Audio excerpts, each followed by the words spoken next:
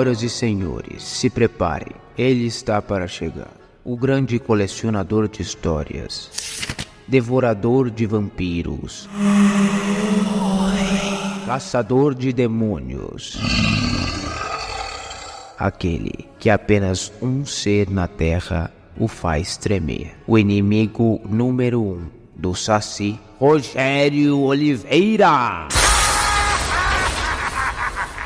Salve, queridos ouvintes, Rogério aqui falando. Hoje, infelizmente, o Daza não está do meu lado, porém, trouxe aqui outros 3 grandes hosts de grandes podcasts, quais, poxa, eu já agradeci aqui no off eles, mas eu quero agradecer novamente porque o podcast deles é show. Os caras são gente finíssimas. Eu conheço só o Karim pessoalmente, mas eu posso falar que tanto o Lucas quanto o Márcio são amigos também. Pessoas que me trataram super bem, mesmo a gente não se conhecendo pessoalmente. E o Karim, a gente já teve uma oportunidade aí de comer um McDonald's junto. Então, tanto no virtual quanto no presencial, essa fera, bicho.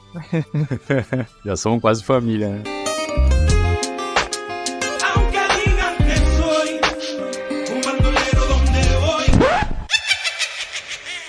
E ele, talvez, uma lenda, que já dirigiu por todas as estradas deste país,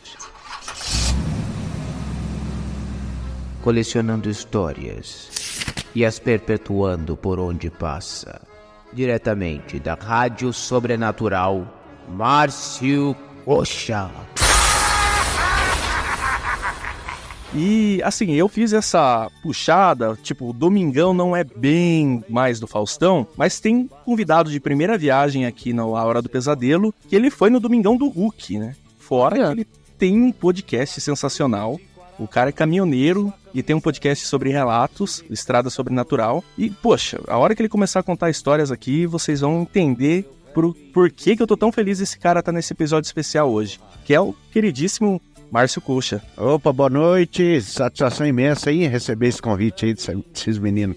Eu tô aqui, como se diz, né, até surpreso, porque fazia tempinho já que eu não participava de um podcast, acho que o povo esqueceu de mim. Mas não é que não esqueceu, eu também não tô tão nativa mais, eu tenho me ocupado com outras coisas aí relacionadas à história, áudio, né, que agora eu tô no rádio, e tô na correria. Aí eu falei, não, pera lá, deixa eu voltar para minhas raízes aqui e conversar com o pessoal. Aí eu já recebi o convite seu e de mais alguns, fico muito feliz e agradecido de estar participando aí. Mas ainda tá pilotando, Márcio? Esporadicamente só. Pessoal, porque aqui na minha cidade, e não só aqui, no Brasil inteiro, no mundo inteiro, tá com muita falta de motorista no Brasil, no mundo inteiro. Uhum. E eu deixei de trabalhar nessa empresa que eu trabalhei por 10 anos, mas eles sempre estão com falta, então sempre eu vou lá para dar uma assistência, uma força, mas só aqui agora, na região, na minha cidade, na cidade vizinha só, né? Então, eu saí do caminhão, mas o caminhão ainda não saiu de mim ainda. Te entendo. E aonde o pessoal encontra o seu conteúdo, Márcio? Então, estamos em todas as plataformas, né? Spotify e também agora no YouTube, também simultaneamente, né? Rádio Sobrenatural, podcast Rádio Sobrenatural do Márcio Coxa.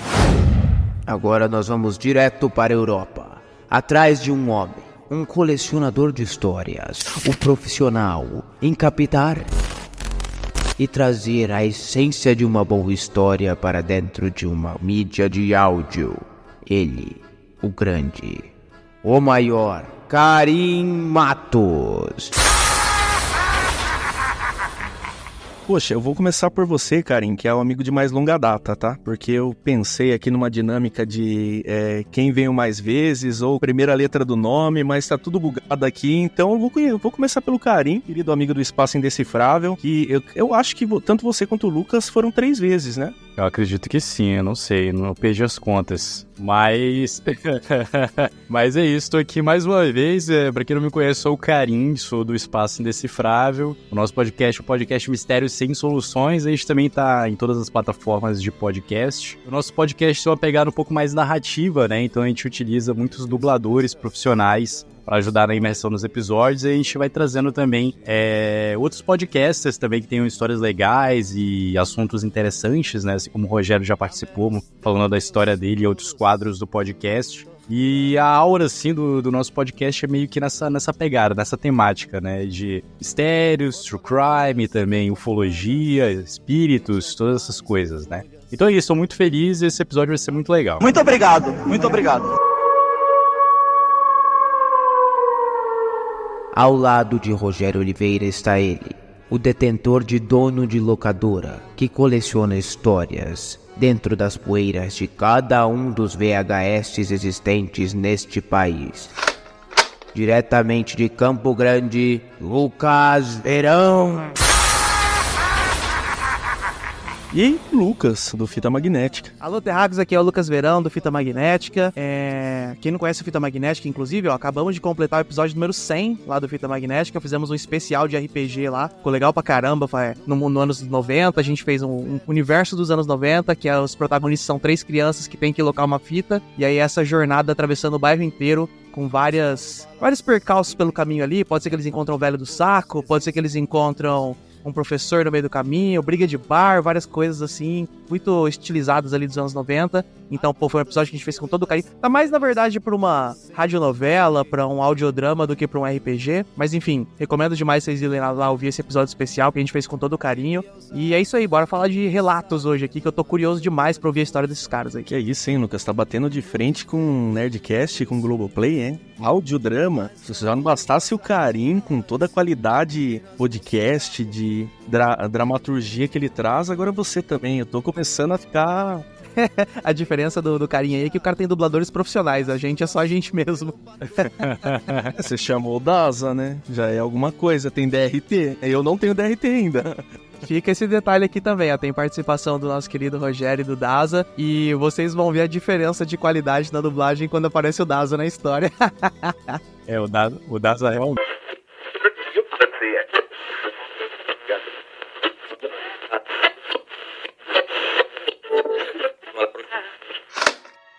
Você está ouvindo Nossos Pesadelos, no A Hora do Pesadelo Podcast. Um programa apresentado por Rogério Oliveira.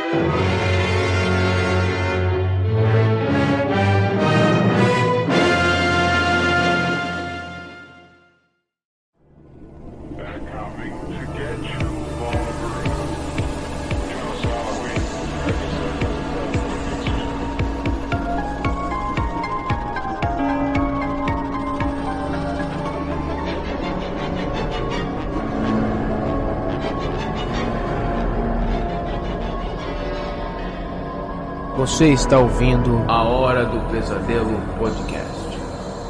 Um podcast produzido por Shot Video São Paulo e Sem Tempo Studios.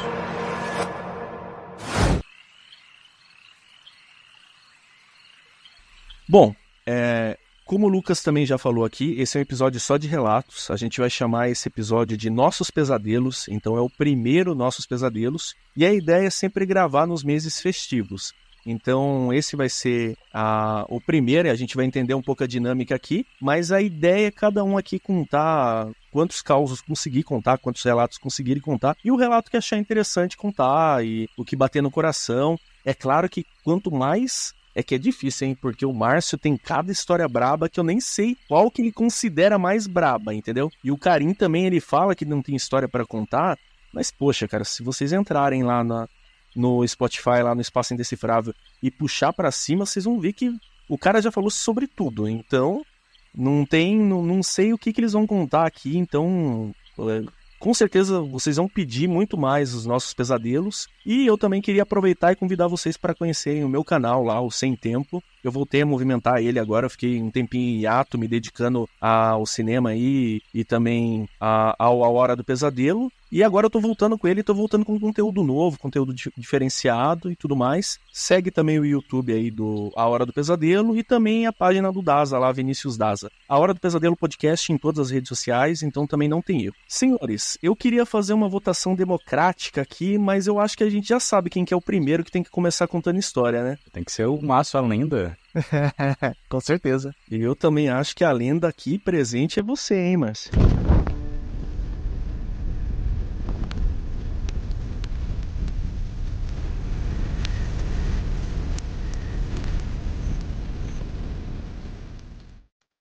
Então, mas esse episódio é relacionado ao mês aí de Dia das Bruxas, né? Sim. A gente teve em outro podcast, a gente fez um especial aí do Dia das Bruxas, né? Que foi Invasão do Mundo. aquele famoso programa de rádio Orson Welles, né? E outro podcast. E a gente pretende fazer outros, né? No futuro aí, agora com esse novo podcast, Rádio Sobrenatural. E o bom que pra lembrar de nomes e para lembrar eu sou muito ruim, mas se a pessoa me contar uma história, eu tenho história aqui que eu me lembro de quando eu ouvi quando era pequeno, eu já tenho 53 anos de idade, então eu acho que isso para mim é muito bom. Eu tava vendo esses dias sobre Dia das Bruxas, né, e me lembrei de um caso. Eu tava aqui numa cidade do norte do Paraná chamada Apucarana, eu tava descarregando uma carga ali, e aí você sabe, eu tô ali esperando, o cara falou, aguarda aí para descarregar um pouco, eu tava na beira da rua, numa sombra, e pendurado na cerca, sabe aquela, na cerca não, na grade do portão, sabe aquelas grades de metalon?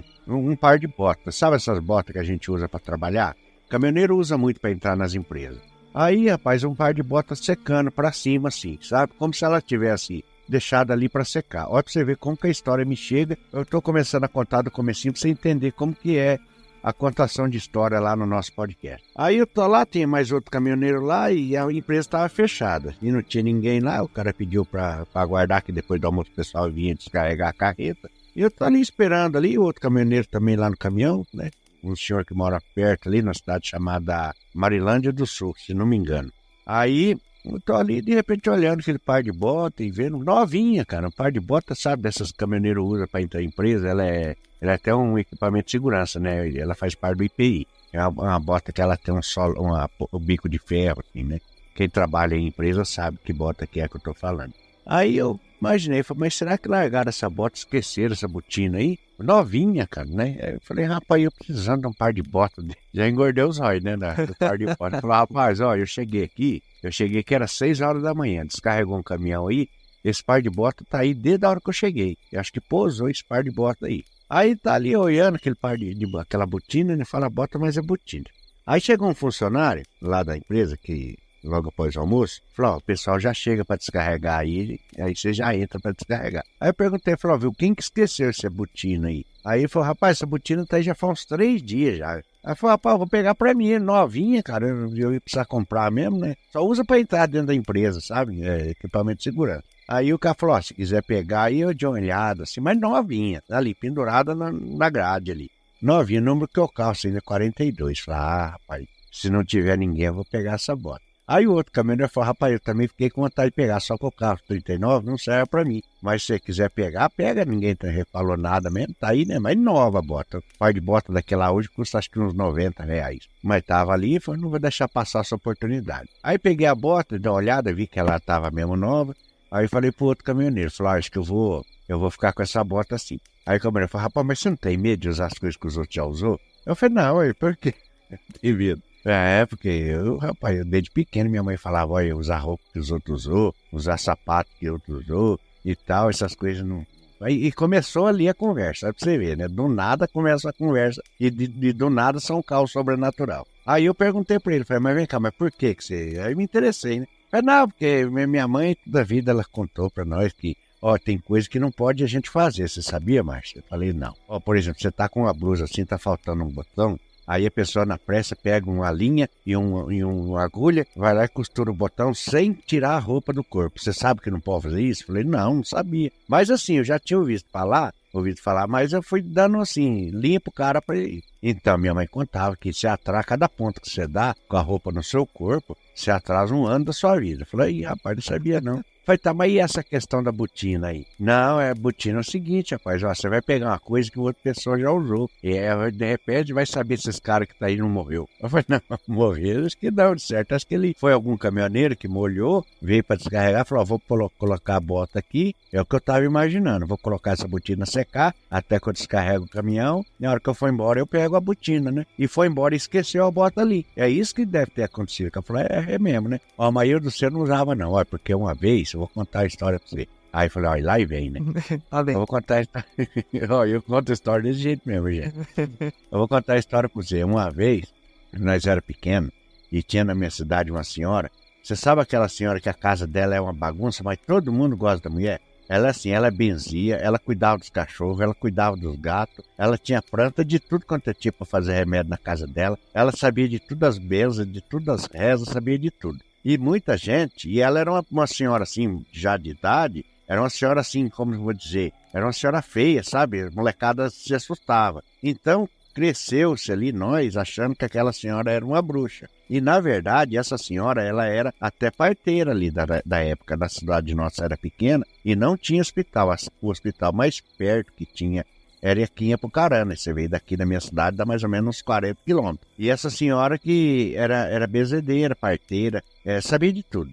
E essa senhora, quando nasceu, ela fez o parto quando eu nasci. Fui eu que nasci pela mão dela, né? Então, muitas coisas que nós acreditamos de quando é moleque, que minha mãe contava para nós, era essa senhora que contava, que ensinava minha mãe. Olha, não costura roupa no corpo, não usa roupa que outra pessoa deixou, não faz tal isso, não... Sabe aquela pessoa cheia de misticismo? Então, nós cresceu aprendendo da minha mãe falando para nós, e minha mãe aprendeu com essa senhora que falava. Então aconteceu que um dia, essa senhora, ela passou ruim, ela ficou tempo internada. E essa senhora gostava da molecada da cidade, toda ela conhecia até por nome. Era uma cidade pequena também, então é comum isso acontecer, né? Só que a molecada tinha medo dela, porque achava assim, né? Brincava na época, ó. É a bruxa da esquina lá, que ela morava numa casa de esquina, era um terreno de esquina, cheio de árvore, e cercado por uma cerca de balaústra velha, e nesse quintal uma casa bem velha mesmo. Então, a molecada tinha... E essa senhora não tinha energia elétrica na casa dela. Então, de noite, a maioria das casas tinha energia, ela não tinha. Então, a iluminação que vinha da casa dela à noite era uma vela, era um lampião. Então, era uma coisa que proporcionava bem mesmo a molecada imaginar que aquela velha era uma bruxa. Você entendeu? E a molecada sabia, né? Aí você vê o moleque, criança, como que é, né? Então, de maneira que ela era, assim, uma senhora muito bondosa, tudo, mas a molecada tinha medo dela, até mesmo por causa da aparência dela, né? Ó, então, como eu estava dizendo, eu nasci pelas mãos dessa senhora, que era parteira. Não só eu, como muitas outras crianças lá da minha cidade. Isso o senhor, o outro motorista, contando para mim. E essa conversa começou justamente da botina na cerca lá. Daí eu vendo ele contar e dava risada. Mas, rapaz, e um dia essa senhora estava internada, e um dia eu cheguei da escola e falei, olha, o nome dela era Dona Ana. Ó, a Dona Ana quer ver você. Ela tá lá no hospital, ela falou que quer ver todas as crianças antes dela ir embora. Aí eu falei, mãe, mas pra onde que essa senhora vai? Não, pelo ir embora dela, acho que ela vai morrer. Nossa, a molecada entrou em desespero, que ninguém queria ir lá no hospital ela, sabe? Mas ela era, assim, uma senhora muito bondosa, uma molecada que tinha medo. Sabe aquela pessoa assim que você chega perto dela, porque sua mãe tá obrigando, você vai meio assim, sabe, com medo, né? Enfim, todo mundo tinha medo dela. As crianças, os mais novos não, molecada, mas já o pessoal, as mães já sabia bem dela, né? Sabia das condições dela. Dizia-se, alguns lá da cidade, que ela até nem era, ela não assim, ela tinha uns problemas assim, leves mentais, entendeu? Porque tinha hora que ela saía pro quintal rezando de noite. Sabe, uma hora ela fazia umas rezas na beira da calçada. Era uma coisa assim que não era comum da pessoa fazer. Então a pessoa lá da cidade julgava que ela não era muito certa da cabeça. E para outros que não era da mesma crença que a maioria, não, essa senhora aí deve... Dependendo da crença que você tem, você encara as coisas de jeito diferente, né? O pessoal, cada um com a sua crença, né? Devido à religião que tem na sua doutrina. Então, para nós, molecada, nós era o medo era medo nosso. É a Dona Ana, bruxa lá da esquina. Dona Ana ainda é o nome da minha avó. Sabe que bezedeira sempre tem esses nomes, né? Dona Ana, né? Lourdes. Esses nomes. Porque antigamente o pobre gostava de pôr o nome do Cid de Santo, né? João, Pedro, Antônio, Mané, Manuel, né? Era o nome de Santo. Então, Dona Ana, você sabe que Dona Ana, Santa Ana era a avó de Jesus Cristo, né? Então, a Santa Ana é a padroeira dos senhores, dos avós, né? Então, o povo antigamente gostava de pôr o nome do Cid de Santo. Hoje, os mais modernos, é tudo nome mais diferente. Karen, Pato. Que desfecho, hein? Pois é, mas eu continuando contando. Então, ninguém queria ir ver. E a minha mãe obrigando, falando, não, você vai lá ver, que a Dona Ana gosta muito de você. Muitas vezes você era menino, ela benzeu, você ficou bom, benzeu sua irmã, ficou. Então você tem que ir lá ver a Dona Ana, tadinha. Ela vai partir dessa para melhor. Mas o partir dessa para melhor, nós não sabia que era morrer. Eu, no partir dessa para melhor, ia mudar de cidade, porque minha mãe não queria contar para nós a realidade, que o partir dessa para melhor era morrer. Depois que nós foi ficar sabendo desses, né? E o caminhoneiro contando para mim desse jeito que eu tô contando para vocês. Rapaz, eu sei que por fim a Dona Ana morreu e o menino não foi lá ver ela. E a minha mãe, o rapaz contando, a minha mãe era muito amiga dela, gostava muito. sempre requisitava ela para fazer uma bênção, uma simpatia ou algum remédio, né? E por fim a minha mãe falou: olha, dona Ana foi embora tão triste, queria ver você, filho. E você lá não foi ver dona Ana, sabe? Foi comovendo o coração do moleque, né? E ele contando para mim. Aí passados os dias, enterraram a dona Ana, né? Lá no cemiterinho da cidade lá. Passado algum tempo e todo mundo, né? A casa vazia, abandonada. Então aquela casa ficou como um ponto turístico da cidade, da molecada lá. Casa fantasma lá da dona. É a Casa da Bruxa. É um clássico. Porque até então a gente achava isso, né? Na cabeça da molecada, e o cara contando dessa mesma maneira. Porque muitas vezes eu conto história lá no podcast, eu me envolvo tanto com a história que eu prefiro contar como se tivesse acontecido comigo. Da maneira que eu tô contando aqui agora, para dar mais ênfase à história, né?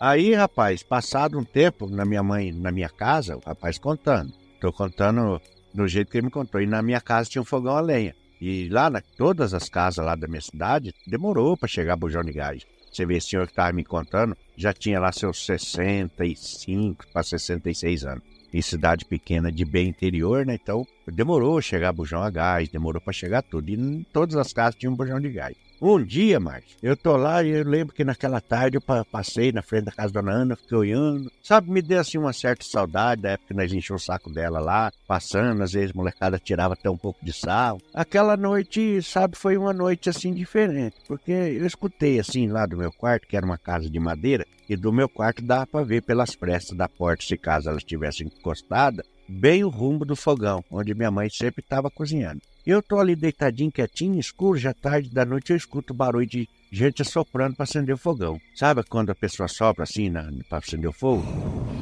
Eu pensei comigo, falei, a mamãe tá dormindo, mas quem tá querendo acender fogão ardendo? E eu escutando, mas assim, como tava tudo escuro, eu vendo aquele assoprar, de repente eu vejo o clarão, o fogão acendeu. Mas não era comum em casa, numa hora daquela, acender fogão. Né? Minha mãe acordava cedo, acender fogão para nós, para fazer o café para nós e pro meu pai que saía trabalhar, tipo 5 horas, 5h30, 6 horas, mas não aquele horário que eu já imaginava, talvez até nem era tão tarde, porque também não tinha relógio, imaginei, porque quando você dorme um pouquinho, se perde a noção do tempo, então eu imaginei que era bem madrugada já, e talvez não fosse. Eu vendo aquele barulho de soprar fogão, e revejo aquele clarão. Quando eu resolvo olhar por fresta da porta, quem que eu vejo no pé desse fogão assoprando fogo lá para acender?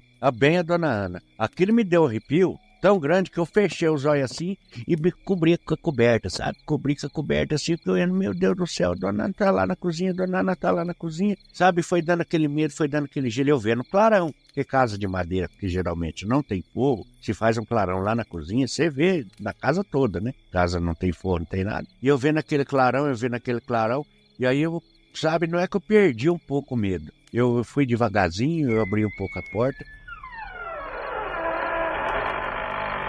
E eu tô olhando a dona Ana soprando aquele fogo, o fogo já aceso e a dona Ana escorada assim de frente ao fogão e assoprando. Quando de repente eu olho assim, eu não sei se foi sonho, eu não sei se foi um pesadelo, eu não sei se foi coisa da minha cabeça. Quando ela tá olhando assim pro cantinho da porta, isso eu tremendo, é isso lá contando pra mim, o senhor contando pra mim. Isso eu tremendo. No que eu olho assim, que eu firmo os olhos pra ver mesmo a dona Ana com aquele clarão que vinha do fogo, assim que dava pra ver aquela silhueta da dona Ana, que eu tinha certeza que era ela. Quando ela olha pra mim assim, ela tinha um cabelo, sabe o cabelo quando ele é preto, mas ele fica branco já com a idade? Assim, ela costumava amarrar assim, perto do pescoço, então era um cabelo comprido, mas assim, fazia assim, tipo um véu assim, na cabeça, sabe? O jeito que o pessoal amarrava cabelo antigamente. E ele contando pra mim, eu falei, sei. Porque até então ele deixa a pessoa ir contando o caos pra mim e eu, sabe, quando eu quero saber de algum detalhe eu vou perguntar, mas primeiro eu deixo a pessoa se soltar. Márcio, quando eu tô olhando aquele lá, que eu tô olhando pela fresta assim da porta assim, que eu vejo, que eu tenho certeza que é a dona Ana, que eu pensei em chamar minha mãe, ela dá uma olhada pra mim assim, com aqueles olhos brilhantes, mas não era a dona Ana, mas era uma caveira escrita, como se fosse uma bruxa mesmo. Eu não sei se pelo fogo, pela aquela claridade, ou foi pela sombra, eu vi uma figura horrível, assim. Era a dona Ana, mas era uma figura como se fosse uma caveira, uma coisa feia. Que eu dei aquele cu e chamei, mãe! Sabe, no meio da noite, todo mundo na casa acordou. Quando a minha mãe entrou no quarto, eu estava debaixo da cama. Debaixo da cama, segurando o travesseiro e chorando. O que foi, meu filho? O que foi a dona Ana? Mãe, a dona Ana acendeu o fogão. A dona Ana, mãe, acendeu o fogão. Minha mãe falou, não tem ninguém lá no fogão, rapaz. O fogão tá apagado, não tá aceso o fogão. Eu senti até o cheiro da fumaça. o estralo que a lenha dava, eu sentia até o cheiro da fumaça. Não tem ninguém lá, rapaz. Não tem ninguém, não. Ela tá lá no fogão, ela olhou pra mim, mãe, ela morreu, ela apareceu pra mim. E por fim, aquela noite, eu fui acabar de dormir no quarto da minha mãe. Aí, seu Márcio, eu conto de pé junto, que não foi sonho. Porque quando era moleque, eu sonhava também, sempre sonhei. Mas eu juro por ser de pé junto, seu Márcio. Eu não quis ir ver a dona Ana lá no hospital, ela queria me ver, às vezes para me despedir, pois ela veio ali, no pé do fogão. E como nós chamava ela de bruxa, chamava ela assim, ela apareceu para mim do jeito que nós chamava ela. Como se fosse uma bruxa, no meio da noite. Pois olha, minha mãe tirou eu debaixo da cama e me levou até no fogão para ver que o fogão estava apagado, estava até frio já. Não tinha fogo, não tinha nada. Pois eu vi o clarão, eu vi o estralo da madeira, eu vi ela soprar e eu vi a hora que ela virou para mim, com a mesma roupa. Mas daquele dia para cá, ele contando para mim assim, daquele dia para cá eu morro de remorso de não ter ido lá no hospital ver ela. Eu morro de dó, sempre eu rezo para ela, que ela era uma pessoa bondosa. Só que ela era uma pessoa desleixada. Sabe aquelas pessoas que não se cuidam, aquelas pessoas que não têm vaidade, aquelas pessoas que vivem a vida em prol dos outros e se esquecem dela mesmo. Casa dela lá na esquina, tinha lá 10, 15 cachorros, quanto aparecesse ela alimentava, ela dava comida, gato tinha um monte, a casa dela era assim, não tinha energia, o pessoal até se propôs uma época, pôr pra ela não quis, sabe? E ela vivia assim, porque naquela época nem essas coisas de aposentadoria não tinha. E ela, como todo mundo gostava dela ali na cidade, todo mundo ajudava ela. Um levava pão, outro levava arroz, outro levava... E ela vivia aquela vidinha dela ali. Benzia todo mundo, gostava de todo mundo, não fazia mal pra ninguém. Mas nós, por ser molecada, e moleque você sabe como que é, põe as coisas na cabeça, pra nós ficou sabendo como... A gente ficou imaginando ela como uma bruxa. Mas na verdade, ela podia até ser uma bruxa. Porque antigamente, e daí nós conversando ali, que antigamente a pessoa que fazia uma coisa diferente, nos antepassados lá, era considerada bruxa, era considerado, sabe? E nós, com aquilo na cabeça, nós desenhava na escola, bruxa, assim, fala a dona Ana aqui, sabe? Aquela coisa de criança, né? Pois olha, num sonho, num pesadelo, numa coisa da minha cabeça, a dona Ana veio mostrar pra mim. Depois, com o tempo passado, né, eu já mocinho, crescido, depois casei, conheci outras pessoas que mesmo, e conversando com um, com o outro, ela veio, eu vi assim um esclarecimento na minha cabeça. Falei, sabe por quê, Márcio? O rapaz contou pra ele, sabe por quê, Márcio, aconteceu aquilo comigo? Porque é o seguinte, para analisar. Eu não fui lá ver ela no hospital, e ela queria muito ver nós, né? A turma da cidade, que a maioria que reuniu, foi tudo lá para ver a dona Ana. E meu pai foi junto, minha mãe foi, minha irmã foi e eu não fui. E ela apareceu para mim, tipo assim, acendendo um fogo, como se ela ainda estivesse viva, para mostrar que ela ainda está aquecendo, está dando vida. Porque o fogo, quando você cria um fogo, é como a vida que está sendo criada, né? É uma coisa boa, né? E ela apareceu para mim como se despedir. Eu que enxerguei ela ruim porque eu tinha no meu subconsciente, muitas vezes, que ela era uma bruxa. Então eu enxerguei ela que jeito meu eu achava que ela era, do jeito que eu imaginava. No meu eu, assim, como ela era. E na verdade ela não era, né? Então, ficou por muito tempo ali molecada. Depois a molecada tudo cresceu e o homem contando. Cresceu e tudo, e por fim isso aí virou coisa assim, história de nós dar risada junto, né? Eu moro lá até hoje, na mesma cidade, ele contando pra mim. Aí depois eu entrei, descarreguei o caminho, eu fiquei ali pensando. Falei, pois é, né? Como que as coisas é? De uma botina pendurada numa cerca, começa... Eu tenho muita sorte, eu tenho muita sorte. Então, esse jeito que eu contei, essa história, é do jeito que tivemos lá no dia, contando, se conversando, batendo papo, e o jeito que o cara contou, você entendeu? E é o jeito que eu uso para contar lá no podcast nosso, é o jeito que eu uso para contar as histórias. Muitas vezes eu conto a história como se ela tivesse acontecido comigo, como se diz, na primeira pessoa, né? Porque é mais fácil de eu contar, porque muitas vezes eu entro tanto na história, eu entro tanto que eu consigo vivenciar ela. Há poucos dias atrás, eu li uma frase muito feliz de um editor do podcast Rádio Novelo, uma coisa assim, que diz assim, nós não queremos trazer a história para o ouvinte, a gente quer levar o ouvinte para a história. Eu achei muito legal e eu pus isso na minha cabeça. Falei, pois é o jeito certo do bom contador de história, né? Não trazer a história para o ouvinte, levar o ouvinte para a história. É o que nós aí do podcast estamos fazendo, tanto eu como o Karen, como o pessoal lá do Paranormal, o pessoal que faz o podcast, né? Quer levar o ouvinte lá, porque o que a gente conta com recurso é só a narrativa, é a fala, né? Então a gente cria o filme dentro da cabeça dos nossos ouvintes, né? Através dessas histórias nossas aí. Então, para quanto mais você levar o seu ouvinte dentro da história, mais sucesso você vai fazer, porque hoje em dia tá uma falta danada, né? Do povo conseguir se concentrar mais, né? E o podcast está ganhando força justamente por isso. Estimula muito a cabeça, a mente, o pensamento. A pessoa cria cenários, cria personagens, acompanhando aquelas suas histórias, né? E é uma mídia muito honesta o podcast, que a pessoa tem que gostar para fazer, né? Porque ganhar dinheiro, vocês sabem que não ganha mesmo, né? Estamos tentando aí, mas é difícil. A pessoa tem que, então, falar, é uma mídia honesta. A pessoa que faz podcast, ela faz porque gosta mesmo, né? E esses que têm feito sucesso, exemplo aí de muitos amigos nossos que estão fazendo aí, porque se esforçam ao máximo, viu? Em levar o ouvinte para a história, viu? Eu me sinto feliz que eu tenho conseguido bem fazer isso, sabe? Levar o meu ouvinte para a história, conseguir prender a atenção do ouvinte nos nossos episódios lá. Mas é justamente isso, sendo honesto, contando da maneira simples.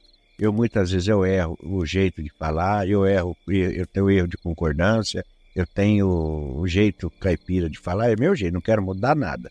Recentemente eu ganhei um curso de uma produtora de São Paulo, muito grande, que faz produção de merchandising, sabe? Um dos maiores do Brasil. Márcio, você vai fazer um curso aqui com a gente gosta muito do seu podcast, a gente sabe que você tem um potencial muito grande para melhorar muito. E agora você está no rádio, você vai... Eu tive conversando com a minha filha aqui, nossa, que maravilha. Aí uma das minhas filhas falou, pai, eu do você não fazia não. Foi porque você vai perder o que você tem, que você conseguiu até agora do seu jeito. Você vai melhorar o quê? É tão gostoso ver seu jeito, é tão diferente. Ouvir gente contando histórias, falando errado, lembra lá, sabe? E eu falei, você sabe o que é mesmo? Agora, claro que agora eu, lá no rádio, eu tenho um programa de rádio todo dia. Gente, eu falo demais, viu? Eu tenho meu programa de rádio aqui na Rádio Cidade, a M770 de Cambé. Eu tenho um programa de rádio lá, começa às 5h30 da manhã, vai até às 7. Então lá eu me esforço para falar um pouco melhor, entendeu? Não errar tanto, falar o português mais correto. Sabe, porque é rádio, é um outro meio de comunicação que você tem que demonstrar, assim, um certo conhecimento. Tem que ser eu, mas tem que ser um eu mais elaborado no rádio. Por quê? É raro você ver um radialista falando errado. E até é feio um radialista falar tudo errado, né? Então você tem que ir se corrigindo, porque a mídia é outra, os conceitos são outros, os costumes são outros. Independente do podcast, que o podcast, o quanto mais natural for, melhor, porque ele não está vinculado a nada que for assim. Eu não estou ali para ensinar ninguém, eu não estou ali para mostrar nada, só quero contar a minha história do meu jeito. E o podcast, ele tem assim, tem vários, né? Escuta o que quer, o qual gosta, do jeito que ele está sendo feito, né? Ô Márcio, eu não comentei com você, mas eu sou neto e sobrinho de caminhoneiro também, né? Maravilha, hein? O meu avô materno, ele dirigiu caminhão praticamente a vida toda. E o meu tio, enquanto o meu tio infelizmente faleceu cedo, né? O irmão mais novo da minha mãe, mas também a vida inteira ele caminhoneiro também. Infelizmente ele teve um câncer muito novo ainda e foi cedo. Mas aí eu sempre escutava histórias deles, assim, igual tô escutando a sua aqui agora. E com o meu avô ele não dirigia mais depois de um tempo lá, ele tinha uma pessoa que dirigia com ele. E o meu avô tem as histórias dele lá, mas o meu avô era mais serião, mais bravão. E aí de vez em quando eu saía viajar com meu tio, né? E aí, mais assim, quando meu tio ia fazer uma viagenzinha ali na região da cidade que eu morava, mesmo ali em Itapeva, aí é eu, meu primo, meu tio, às vezes mais um primo, mais algum amigo, e entrava pro meio das estradas de terra assim e sumia. Então eu lembro que esse meu avô, eu contei uma história bem legal lá no podcast que eu participei, que meu avô tem uma história de tacho de ouro, que quando entra nessa história aí vai longe também.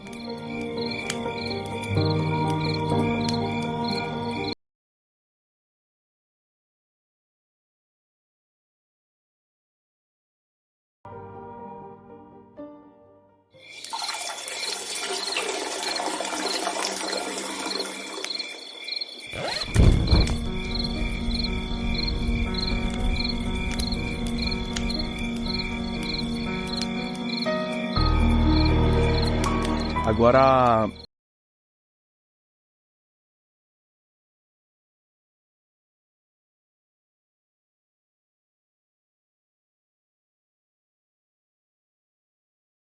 da cidade que eu nasci e morava ali em Itapeva. E eu lembro que tinha um lugar que a gente sempre passava, e tanto meu tio quanto meu pai comentavam, ó, uma pontezinha de madeira, era uma estradinha assim. A cidade lá que eu nasci, Itapeva, ela é meio serra assim, sabe? Então ela é morro e vale, sabe? Aí é pra cima e pra baixo, tanto que o pessoal fala que quem nasce lá tem as pernas bonitas, né? De tanto andar assim, pra cima e pra baixo. E aí nessa tinha um lugar lá, um determinado distrito, que eu prefiro não ficar citando nomes aqui, né? Enfim, que tinha essa ponte de madeira mal assombrada, e ela atravessava um rio grande, era uma ponte relativamente assim, grande assim, sabe? Tanto que o caminhão, meu tio tinha um Mercedão, ele entrava inteirinho em cima da ponte para atravessar do outro lado, né? E era uma ponte assim grandona, que cabia um caminhão e um carro pequeno do lado. E aí, tanto que o meu tio falava e o que o meu pai falava, é que aquela ponte lá tinha um fantasma, né? Tinha um velho que sempre aparecia lá. E quando o velho aparecia nessa ponte, seja de dia, seja de noite, geralmente ele aparecia à noite, né? Madrugada, era mau presságio. Era tipo assim, porque alguns diziam que o velho era um pescador e estava pescando naquela ponte, teve um mal súbito e morreu e caiu ali, nunca ninguém achou ele. Viram ele pescando ali e depois ele sumiu dali. Outros diziam que era uma pessoa que morava ali por perto, que vivia ali da pescaria, dos afazeres ali no meio do mato, ali por ali, e que ele sempre redicava muito ali aquela ponte, redicava muito a região ali, porque não gostava que a molecada ia lá nadar, não gostava da molecada fazendo trilha e sujando, então ele espantava todo mundo de lá, e um determinado dia também sumiu, então dizem que ele ficou apegado e ficou por ali. Mas era um velhinho que não entrosava com ninguém, sabe? Então, quando ele aparecia pra dizer, ó, não vem. E a galera acreditava muito nisso, né? Aí o meu tio falou, pergunta pro seu avô, que seu avô tem uma história boa desse velho que aparece aqui. E aí, beleza, né? E o meu avô tinha que pegar ele num dia bom pra ele contar a história, né? Aí umas 2 ou 3 vezes eu parei com o meu avô e falava, vovô, conta a história do velho da ponte, conta a história do velho da ponte. E eu sou assim também, eu gosto de relato desde criança, eu gosto de escutar a história desde criança, eu gosto de contar a história desde criança. Isso, tô contando uma história aí que eu tinha 7, 8 anos. E aí um dia eu peguei meu avô num dia bom lá no bar, ele pagou uma tubaína pra mim lá, e um gibi, né, um pé de moleque assim, né, que é tipo um pé de moleque, um doce de amendoim, uma paçoquinha assim, e aí eu aproveitei que ele tava de bom humor e falei, conta, né, aí ele contou que tinha um amigo dele que sempre fazia aquela rota, porque ele tinha um caminhãozinho menor, um desses, acho que era um D20, algo assim, e ele sempre ele tinha um patrão que pedia que ele levasse de uma fazenda a outra, levasse os mantimentos, né? Tirava de uma colônia e levava para outra. E esse amigo dele aí que fazia esse carreto aí, ele não ligava para essas coisas assim do sobrenatural, não ligava para essas coisas assim de conto, de história, nem nada. E aí ele sempre brincava, se um dia esse velho aparecer nessa ponte aqui, eu passo por cima, não tô nem vendo, né? E não acreditava que um dia o velho ia aparecer para ele. Um determinado dia lá, choveu muito, ele não conseguiu ir durante o dia levar lá esse carreto aí, essas coisas de uma colônia para outra, né? Colônia, para quem não sabe, é onde os funcionários das fazendas dormiam e às vezes até moravam com suas famílias. Ele deixou para levar à noite, né? E aí meu avô contando que era uma noite assim típica, né?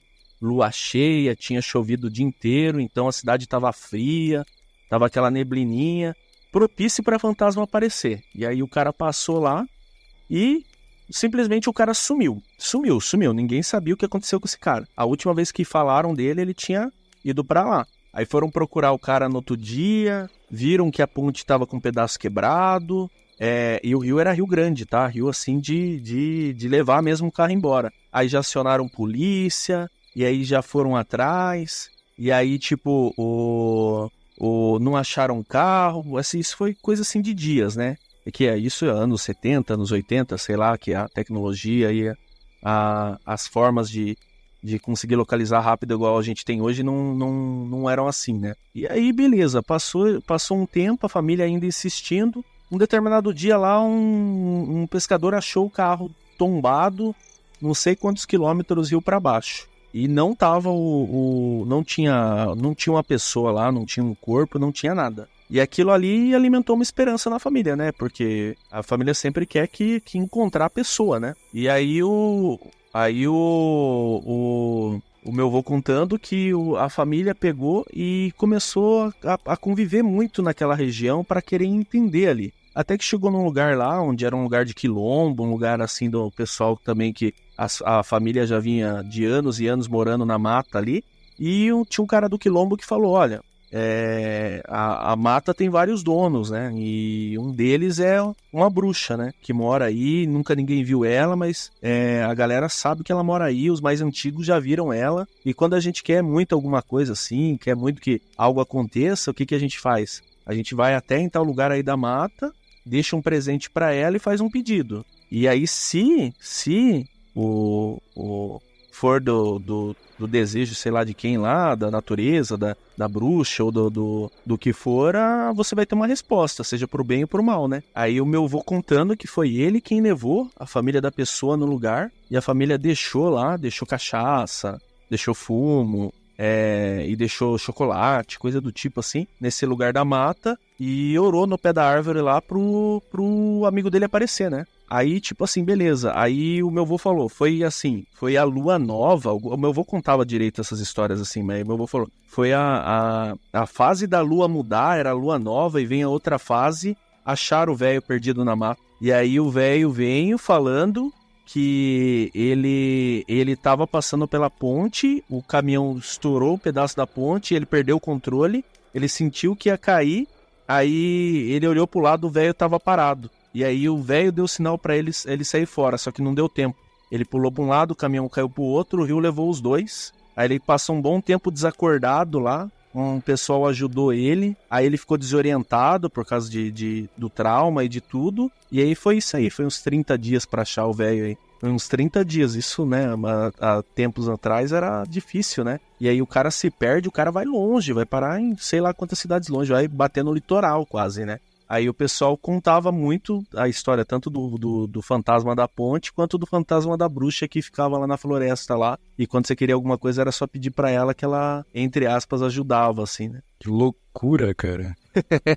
Eu acho muito louco essas histórias, né? Essas histórias de... Essas histórias mais do interior, assim, e tal, são as melhores histórias que tem, né, cara?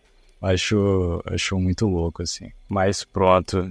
Eu vou puxar a minha, então, que a minha também é no interior, e ela é pessoal comigo, na verdade. Mas é uma historinha só, tá, gente? Vocês aí são contadores de histórias, grandes contadores, grandes causas e tal, fazem tudo virar um grande épico, tá ligado?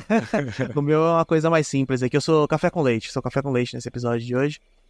Mas a parada é a seguinte, quando que foi? Foi ali em 2000, minha mãe passou num concurso, né? E ela, pra começar a trabalhar nesse concurso, você precisava mudar para uma cidade do interior para você poder começar a trabalhar no interior. Daí só depois de algum tempo trabalhando no interior você podia pedir transferência de volta para a capital. Eu moro aqui em Campo Grande, né? Então a gente se mudou para uma cidade aqui do interior do estado, de Mato Grosso do Sul. A gente foi para a cidade de Maracaju. E quando a gente se mudou para Maracaju lá, Maracaju é uma cidade pequena, mano. Quantos habitantes tinha a sua cidade lá, Rogério? Cara, a minha cidade é um caso à parte, porque ela até não é tão pequena. Ela tem 90 mil habitantes há não sei quantos anos. Só que o que acontece? Metade no mato e metade no centro, entendeu? Aham. É uma cidade muito extensa, cara. Tem muito distrito grande, cara. Não, então a cidade era grande, mesmo. Aqui em Maracaju, ela devia ter, mano, vai uns 30, 40 mil habitantes, sabe? E, puta, cidade de fazendeiro. Depois, o cara que era meio que prefeito na época lá, o cara era praticamente dono da cidade. Agora ele foi por 8 anos o governador aqui do estado e tal. Esse tipo de cidade aqui. Mato Grosso do Sul é boi, né? Mas enfim, a gente mudou pra essa cidade do interior, super pequena lá e tal. E a gente logo que mudou, primeiro morou numa casa meio que arrumada lá, porque a gente teve que se mudar meio correndo, assim, meio que aprovou o negócio, a gente já saiu correndo. E daí logo depois a gente conseguiu uma casa, cara. E aí quando a gente alugou essa primeira casa, ela que era meio bizarra, tá ligado? Aliás, deu um detalhe interessante aqui. A gente morava aqui em Campo Grande, meus pais tinham uma casa já comprada aqui, dessas de sorteio do governo, sabe? Que você pega pelo banco e tal. Casinha tipo BNH, pequenininha assim. E a gente alugava essa casa aqui em Campo Grande. E com o mesmo valor que a gente alugava essa casa aqui em Campo Grande, que tinha tipo 2 quartos, um banheiro, uma sala, uma cozinha só, casa padrãozinha, a gente alugava uma casa lá em Maracaju que tinha 4 quartos, sendo 2 deles suíte, 2 salas e uma cozinha gigantesca lá, tá ligado? O padrão de vida mudou pra caralho, assim, nessa época. Imagina levar esse conceito de São Paulo, então. Exatamente, morar em São Paulo. Você paga no apartamento de 1 quarto e banheiro aqui, você comprava uma fazenda lá. Tipo isso, cara. Não, e puta, além de ser tudo isso de cômodos, o terreno também é gigante, tinha uma puta coisa na frente e um fundo enorme também, tá ligado? Mas era um puta casão, assim, sabe? Então a gente foi pra essa casa. A casa era tão grande que a gente veio com as coisas daqui, né, de Campo Grande pra lá. Cara, tinha um cômodo lá que tinha só uma mesinha, tá ligado? Era só um cômodo inteiro pra ter uma mesinha pro telefone e só, tá ligado? Porque não tinha o que pôr naquele cômodo, a gente não tinha móveis. Aí a gente mudou pra essa casa, mano. E logo que a gente mudou, a gente já deu umas estranhadas nessa casa, assim, sabe? Tinha umas coisas meio esquisitas. E daí minha mãe conversando com o dono, depois de um tempo, ela acabou descobrindo que teve uma pessoa que morreu ali. Mas a gente... eu não sei muito bem... Pronto, começou. Então, eu não sei muito bem o que aconteceu. Mas aí, eu sei que tinha alguém que tinha morrido lá. E nessa casa aconteceu algumas coisas bizarras. A maioria delas envolvendo minha mãe e minha prima que morava com a gente na época. Só que tem uma experiência em comum que todo mundo que morou lá, incluindo eu, minha mãe, meu pai, meu irmão e minha prima, os 5 que moravam lá nessa época, a gente experienciou isso, que era o seguinte: a casa ela era bem comprida, né? Então, ela tinha um corredorzão que meio que conectava tudo, sabe? Ele conectava uma salinha que tinha lá na frente, aí passava por todo esse corredor, que tinha os quartos de cada lado, e depois conectava com uma sala do fundo, que também tinha uma cozinha lá pro fundo, e a varanda. E nesse corredor, mano, era assim... Mano, eu não vou dizer todas as vezes, mas era muito frequente. Você entrava e virava no corredor, você via um vulto passando.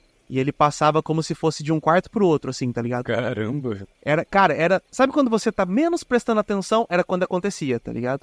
Então era uma coisa muito esquisita, assim. Só que, na época, a gente só achava que, tipo assim... Eita, caralho, que foi isso? Sei lá, qualquer coisa. Seguia a vida, tá ligado? Só que aí começou a acontecer com uma frequência meio estranha, do tipo assim... Você viu tantas vezes que você meio que perguntava pro outro, tipo... Você já viu um negócio acontecendo aqui e tal? Aí que minha mãe começou a encucar com essa casa, tá ligado? Porque ela falou, cara, toda vez que eu viro nesse corredor aqui, indo da sala pro corredor, eu vejo um vulto passando de um quarto. E é sempre na direção do que seria o meu quarto, o quarto do Lucas, pro quarto do Felipe, que era do meu irmão. E daí ela ficou encucada com isso, né? Ah, não, tem algo acontecendo aqui, pai e tal. E daí ela foi perguntar pro dono direito o que tinha acontecido. Aí que ela descobriu que tinha alguém morrido nessa casa.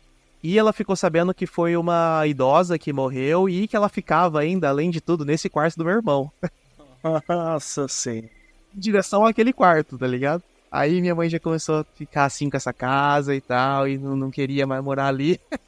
E daí, cara, aconteceu uma coisa que foi bizarríssima, mas essa já vira outro ponto, até porque eu já não sei nem mais se é caso bizarro do mundo real ou caso bizarro sobrenatural, assim, sabe? Tipo, não sei onde se encaixa isso. Mas eu sei que tava só minha mãe e minha prima na casa, e elas estavam ali na sala assistindo TV, né? E a sala tinha uma janela, se você estivesse sentado no sofá, a janela estaria pra sua direita, e essa janela tinha a vista pro fundo da casa, pra varanda do fundo, assim, sabe? E daí, tava as duas ali vendo TV e tal, aí de repente ela olhou pra fora... E tinha, tipo, um cara lá no fundo do quintal de casa, tá ligado? Uma pessoa lá, mano. E daí ela tava meio que, tipo, olhando pra elas, assim, tá ligado? Aí ela pegou e ficou, tipo, tensa, assim, tá ligado? Ficou travada olhando pro cara. E daí minha prima meio que viu que ela tava olhando e olhou pra lá também. E daí minha mãe falou... Você tá vendo aquele cara ali? E daí ela falou, tô. Aí elas desesperaram, tá ligado? Elas saíram correndo pela casa pra, tipo, trancar a casa. Do tipo assim, se for alguém querendo invadir aqui, qualquer coisa assim. E no que elas saíram pra correr e trancar e tal, elas tentaram meio que olhar de novo e ver se tinha alguém ainda lá no fundo. E daí não tinha mais ninguém, tá ligado? Então, tipo, teve essa situação bizarríssima aí que parecia uma pessoa lá no fundo. E o mais louco é que foi tudo nessa casa, cara. Todas as histórias bizarras que eu tenho na minha vida, tudo aconteceu nessa casa.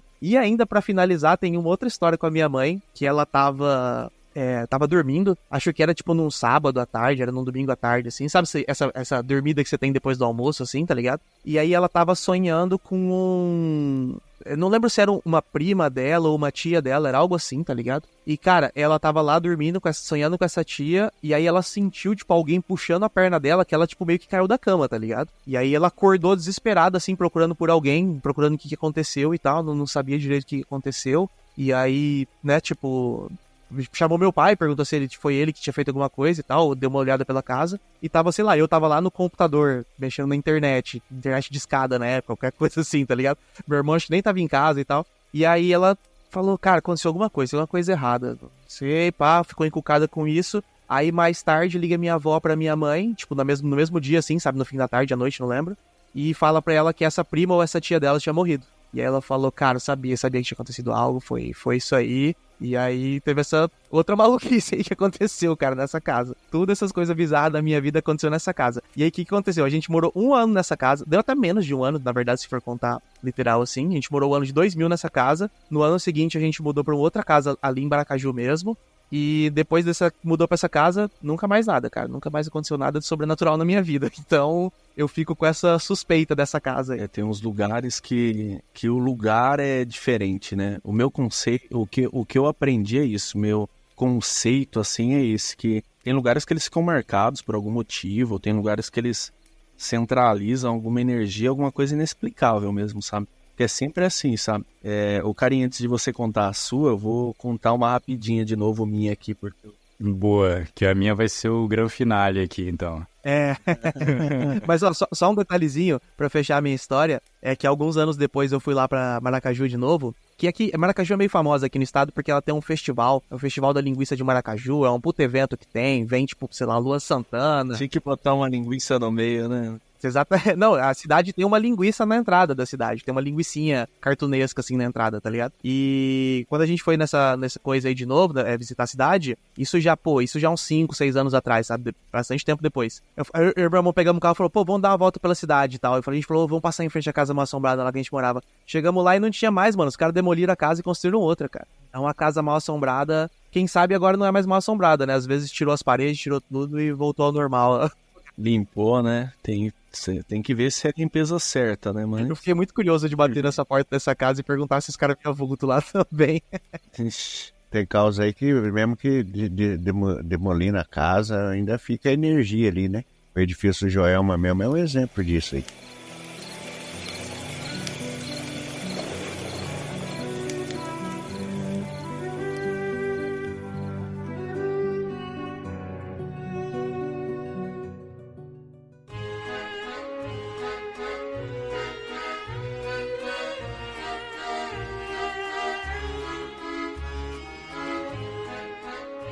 Pô, você falou aí, Luca, de corredor e tal. Essa história eu já contei lá no meu canal, lá o fantasma lá a assombração do corredor lá de casa. Mas o corredor, eu morava numa casa assim, lá em Itapeva, na minha cidade natal, a casa que eu nasci e cresci lá. Era uma casa bem grandona assim também, casa de interior e tal, lote grande, sei lá, 300 metros de lote, sei lá. E a casa ela pegava assim do tipo, quase do começo do lote até quase o final do lote assim. E ela era, tipo, comprida, retangular, sabe? Então isso fazia ter um corredor na lateral, assim, cara, gigantesco, cara. E o vizinho do lado também tinha um lote muito grande, cheio de árvore, cara. Então ficava aquele corredor sombrio mesmo, sabe? Aquele muro de cimento chapiscado, cheio de caco de vidro que não adiantava nada. Lá em cima os gatos andavam, a gente pulava, fazia de tudo lá, não dava nada. E aquele monte de mato lá, tinha abacateiro, tinha pé de manga, tudo lá. E aí, nesse corredor, assim, cara, era grande o corredor, cara. Pra falar pra vocês, assim, era coisa assim de tipo, puta, sei lá, fácil, aí uns 12 metros de corredor. Aham. E, cara, ali era esquisito, cara, porque, quem conhece meu canal, quem conhece as minhas histórias, sabe que a minha família é muito louca, né? A minha mãe, 28 anos de hospital e viu de tudo também, e era uma pessoa que, puta, ia em tudo, convidava ela ia tudo quando era tipo de igreja, tinha amigo de tudo quanto era lugar, e assim ia, muito espiritualista, sabe? Uma pessoa assim com energia lá em cima, né? E o meu pai é aquele matuto do mato, né? Então, a família do meu pai com a saga do Saci, que tentou matar meu avô, depois tentou matar meu pai, e assim vai, cara. Então, eram pessoas que tinham essa espiritualidade elevada, assim, né? Então, pra eles, beleza, alguma coisa tem nesse corredor e não tem o que fazer. Todo mundo via também um vulto ali, um vulto aqui e tal. Só que eu não sabia que todo mundo via isso até acontecer o negócio comigo, né? Aí, lá no interior, criança, a gente tinha tudo regrado, né? Então tinha que entrar pra casa quando era dia de escola antes das 10 da noite. Senão o pau comia, cara. Senão o bicho pegava, cara. E aí chegava ali 9h30, 9 e pouquinho, minha mãe já saía na janela e gritava. Chamava o meu irmão, né? Que é Lucas também, e me chamava. Aí, tipo assim, o que eu fazia? Eu corria na frente, parava no corredor escuro, e assustava o meu irmão, assustava meus primos que às vezes estavam lá em casa, assustava até a minha mãe, só não conseguia assustar meu pai, porque ou eu apanhava, ou meu pai nem dava bola, né? E beleza, eu fiz igual eu sempre fazia. E eu lembro que, tipo, 2 dias antes, eu tinha assustado meu primo, e eu tinha um primo, eu tenho, né, tá vivo, graças a Deus, eu tinha um primo que ele era bem pequenininho, hoje, que ele precisou fazer tratamento mesmo pra crescer, e mesmo tendo a idade do meu irmão, ele era mais baixinho, né, e era mais fácil de assustar. Aí ela falou, ó, um dia você vai assustar seu primo tem sopro no coração, ele vai infartar, vai dar ruim pra você. Deus castiga, para de assustar. Minha mãe tinha falado isso tipo uns 3 dias antes, cara. E beleza, eu nem dei bola. Aí chegou o dia lá, minha mãe pegou e falou, ó, Lucas, Rogério, pra dentro, né, com toda aquela educação de mãe do interior, né. Aí eu corri na frente, e a sala, tinha uma porta na garagem, que era a porta da sala, mas ficava sempre trancada, porque minha mãe tinha medo que alguém da rua entrasse direto, que o portão da rua ficava aberto, assim, né, interiorzão, e ninguém entrava por ali, e ela também não queria que sujasse. E beleza, aí eu entrei no corredor, porta da sala trancada, garagem toda fechada, e parei no corredor, encostei no muro, e fiquei ali, cara. Nossa, passou o tempo, cara. Acho que, sei lá, fiquei mais de 10, 15 minutos. E aí eu escutei a minha mãe chamando de novo e tudo, e nada do meu irmão vir, nada, nada. Até que começou a bater um calafrio do nada, sabe? Um calafrio do nada, do nada, do nada. Aí, aquela sensação ruim e tal. Eu já era mais velho, assim, já tinha os meus 10, 11 anos. Aí, assim, deu um jeito ruim em mim e eu olhei pro lado. E aí eu juro, cara, pra vocês, eu juro por tudo que tá mais sagrado, cara, pela minha mãe que já faleceu, cara, que tá lá no céu, cara. Eu olhei pro lado assim, cara, e eu só vi, tipo, alguém encostado no muro do meu lado com uma camiseta amarela, cara. Um adulto, um homem, sabe? E tipo assim, aí eu vi aquela camiseta amarela, aí deu uma travada, eu respirei fundo, olhei pro chão, vi a botina, a calça assim, meio jeans, meio sei lá. Eu falei, pai, né? Achei que era meu pai, né? Não respondeu. Aí conforme eu fui olhando pra cima, aquela sensação ruim foi piorando, cara. Foi piorando. Até que, tipo assim, eu não vou olhar pro rosto, alguma coisa deu em mim assim. Aí eu me assustei e corri, cara. Corri o corredor, passei por esse negócio que tava encostado, fui pra cozinha, já gritando, né, chamando a minha mãe. A hora que eu entrei na cozinha, minha mãe vindo de encontro, o que foi? Eu falei, o pai me assustou. Ela falou, o pai, o quê? O seu pai tá lá na sala. Aí eu cheguei lá na sala, o meu pai tinha chegado da cidade também, entrado pela sala, porque ele tinha a chave da garagem, lógico, meu irmão tinha entrado com ele. Meu irmão sentado no pé dele, os dois assistindo a novela. Aí eu peguei e falei pra minha mãe, a minha mãe, não tem nada não, mas eu lembro certinho que ela, senta no sofá aí, e ela falou, vou pegar um pão pra você. Mas eu vi que minha mãe foi lá fora, ela ficou um tempo lá fora, voltou, ela foi lá ver, voltou, e aí depois de um tempo, eu lembro que a minha mãe colocava de vez em quando uma velhinha no corredor, ela mandou meu pai arrumar a luz, cara, porque, cara, depois que eu fui ficar mais velho, que meu pai e minha mãe foram contar que viram o pássaro preto lá, viram um monte de coisa, vixe, cara, mas aquele corredor era sinistro, cara. Caramba, aparições aí na casa do Rogério, né? Toma cuidado aí, Rogério, quando tu for dormir, senão puxar teu pé. Não, mas eu não moro mais lá, cara, há muito tempo, já não é da família essa casa aí, sei lá, 20 anos, cara. Cara, eu acho que todo mundo que morou no interior tem alguma história sobrenatural, não tem como, cara. Caramba, cara, que loucura. Essas histórias de casa eu acho muito doidas. Eu lembrei com essas histórias do Lucas, ele contando da casa mal assombrada que ele morava. Eu lembrei de uma história, cara, que foi a história que eu contei, na verdade, no segundo episódio do Relatos do Além, que era sobre uma história meio que espiritual, assim, que eu tive com meu avô. Numa casa também, tipo, que eu morei, que foi, tipo, totalmente mal assombrada. Mas, meus queridos, eu não vou contar a história que eu já contei, eu vou contar uma história que eu nunca contei em nenhum lugar. Pô, sacanagem isso, hein, cara. E essa história, eu tô guardando essa história comigo porque eu queria fazer, tipo, terminar de escrever o roteiro pra ela, assim, é uma história de verdade, só que com vários elementos, porque foi uma história que aconteceu com a irmã de um amigo meu. E aí eu vou contar aqui em primeira mão, tá ligado? Essa história. E pronto, é uma história muito boa, meio que assim, de terror, assim, e tal. E uma história verídica, né, que aconteceu. Então, vou lá e espero que vocês gostem aí. E é isso, vamos lá. Bom, só pra contextualizar, eu não moro no Brasil, eu moro em Portugal, né? Eu moro aqui em Coimbra, e por sinal é de madrugada, aqui já é 1h17 da manhã. Mas Coimbra é uma cidade universitária, né? Assim como tem Santa Maria, né? Na região sul do Brasil, que os estudantes vão pra lá pra estudar e etc. Coimbra é uma cidade universitária. E aqui em Coimbra tem um programa chamado Erasmus, que é um programa de intercâmbio, né, entre universitários. É basicamente estudantes rasgando dinheiro da União Europeia para fazer intercâmbios, porque, tipo, alguns Erasmus não contam nem para créditos universitários, né. Então é uma grande festa para os alunos, que alguns, obviamente, tem uns processos seletivos, mas a maioria dos alunos passam, que é para fazer uma espécie de intercâmbio em outras universidades daqui da Europa, né. Agora tem um programa chamado Erasmus+, que são alunos, né, de outras partes do mundo, até do Brasil mesmo, que podem fazer esse programa e tal. Então, muitos estudantes, né, acabam vindo, e estudantes multiculturais, né, de vários cantos da Europa e tal, acabam vindo para Coimbra nessa época do Erasmus, assim. Só que o que acontece? A irmã de um amigo meu morava aqui, né, moravam os dois eram estudantes de mobilidade, né, na verdade eram estudantes já da Universidade de Coimbra, e eles foram ser estudantes de mobilidade no programa Erasmus em outras universidades da Europa, né, então ele foi morar em Bordeaux, que aqui em Portugal chamam de Bordeaux, né, que é uma cidade que fica na França, e ela também foi morar nessa mesma cidade, os dois foram fazer, né, então a mobilidade desses dois, né, nessa universidade na França, né. Só que assim, o programa da irmã dele era um programa em que ela fazia o seguinte, ela fazia uma parte do intercâmbio dela na França e uma parte do intercâmbio dela em Jacarta, né? Então foi isso que aconteceu, ela foi para Bordeaux, deixou todas as coisas dela no apartamento lá em Bordeaux e tal, né, em Bordeaux, e pronto, tava vivendo a vida dela ali como estudante de intercâmbio, né, intercambista e tal. Só que vivendo... tipo, como estudante, né, assim, tipo, que tá ali e tal, no intercâmbio, bebendo, saindo com várias pessoas, ficando com várias pessoas e afins. E é isso aí, né, o dia a dia do estudante, assim, intercambista. E então ela foi pra segunda cidade da mobilidade dela, depois de um tempo, isso foi por volta, né, de outubro, isso aqui é uma data bem importante pra essa história, assim, porque ela ia ficar mais 2 meses só antes de regressar pra Portugal, que é onde os pais dela, né, moravam e tal.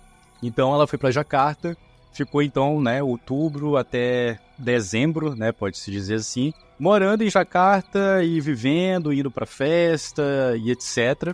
E pronto. E aí foi se estendendo essa vida dela de estudante lá até o dia 23 de dezembro, né, 2 dias antes do Natal. E o que acontece? No dia 23 de dezembro fizeram uma grande festa assim, de comemoração dos estudantes, em que todos eles iam para um bar específico da cidade, lá em Jacarta, onde ia ter outros estudantes internacionais, outras pessoas, e iam fazer uma grande comemoração. Só que ela ia ficar pouco tempo lá, porque o voo dela, ela ia meio que na madrugada do dia 23 pro dia 24. Então ela falou para as amigas dela que ela ia, né, pra essa festa, só que quando desse mais ou menos 1 da manhã, ela tinha que sair correndo pra pegar as coisas dela e ir pro aeroporto, porque ela precisava ir pra Bordeaux, e no outro dia, né, encontrar o irmão dela lá em Bordeaux, pra no outro dia voltar pra Coimbra, entendeu? Ou seja, ia ser uma loucura de viagens, assim, do dia 23 até o dia 25, né, que ela queria passar o Natal com a família dela, aqui em Portugal e tal. E foi isso, ela foi pra essa festa, né, era tipo um nightclub, assim, uma balada e tal. E ela foi conhecendo outras pessoas, conheceu as amigas dela, ela tava com as amigas e tal, não sei o quê. Por sinal, ela até nesse dia, ela ligou até pro irmão dela, perguntando se as coisas dela estavam tudo prontas lá em Bordeaux, né, e tal. E o que acontece? Ela acabou encontrando um cara. O nome dele eu não sei, porque isso é um assunto policial, mas era um cara russo. Alexeyevich, sei lá, Dyatlov, não sei, o nome fictício. Russo tem que chamar Ivan, né? Um Ivan Pavarov, um Vladimir, sei lá, alguém. Era um russo, cara, e era um cara bonitão e tal, não sei o quê, e ela começou a conversar com eles, acabaram ficando, se beijando e tal. E aí ela tava, tipo, sempre de olho no relógio, assim, que ela precisava ir embora. E aí quando deu 1 da manhã, ela falou assim lá pro Pavarov lá, falou assim pro cara assim, mano, desculpa aí, mas eu tenho que ir embora, porque eu tenho um voo daqui a pouco. E ele meio que, a expressão dele meio que mudou, assim, né? Ele ficou assim, não, como é que você já vai embora? Você não vai embora, não. Você vai pro meu apartamento e tal. Ficou meio que grosso, né? Sabe aqueles russos brutos, assim? Aí ela ficou meio assustada, tá ligado? Tipo assim, não, como assim, cara? Eu não vou, eu tenho que ter um voo daqui a pouco e tal. Aí ele ficou, tipo, insistindo, falou, não, então eu te levo no aeroporto, sendo que ela tinha acabado de conhecer ele, sabe? E aí ela ficou bem assustada e ela falou assim, tá bom, então eu vou deixar você me levar, mas antes eu vou ter que ir no banheiro. E aí ela foi no banheiro e aí ele ficou lá, tipo, esperando ela, né, tipo, isso tudo dentro da balada. E aí ela ligou pra amiga dela, falando assim, olha, tá vendo esse russo que tava comigo? O cara tá, tipo, querendo me levar e tal, embora, eu não quero, ele tá me forçando. Aí a amiga dela foi esperta, foi lá com os seguranças do nightclub lá, e falaram que tava acontecendo tal situação, e o que acontece? Os caras foram, esses seguranças foram, chegaram nesse cara russo aí, foram pra um canto, assim, com o cara, né, conversando com o cara. Enquanto isso, um outro grupo de seguranças tirou a menina do banheiro e levou ela pra fora da balada. Aí pronto, cara, deu tudo certo, né? Tipo, ela foi embora, conseguiu sair e tal, tranquilo até aí, né? Ela entrou dentro do táxi, chegou lá no apartamentozinho dela que ela tinha lá em Jacarta, lá, que ela tinha alugado, pegou as coisas dela rapidão, conseguiu chegar a tempo no voo e embarcou pra Bordeaux no dia 24, por ali e tal. Já esperançosa, assim, que, porra, finalmente deu tudo certo, não aconteceu nada com aquele maluco lá, que ela tava um pouco assustada com ele. Eu vou, então, daqui a pouco tô indo pra Portugal, passar o Natal com minha família e vida que segue, foi só uma história maluca. Só que aí, meus amigos, é que começa a história, cara. Isso não era nada ainda. Não, isso foi só o briefing. Quando ela chegou em Bordeaux, ela já tava sentindo meio que estranha. Ela tava tossindo muito e tal, entendeu? Ela tava meio esquisita, assim. E aí ela chegou no apartamento dela, lá, né? E ela tava meio estranha. Ela tava com muita dor de cabeça, só que como ela tava com muito sono, que ela tava vindo direto, né, de uma festa, depois de um voo e tal, ela foi dormir. Quando ela acordou, cara, ela viu que o rosto dela tava com várias escoriações, assim, no rosto. Tipo, muito forte, muito marcado, entendeu? Uma coisa bem esquisita, assim, e ela tava, tipo, tossindo muito. Ao ponto que ela tava tossindo até sangue. E isso rapidinho, entendeu? E o voo dela pra vir pra cá, pra Portugal, ia ser à noite desse dia, né, no dia 24. E o irmão dela também achou ela muito estranha. O irmão dela também já tava começando a sentir que ele também tava meio esquisito, sabe?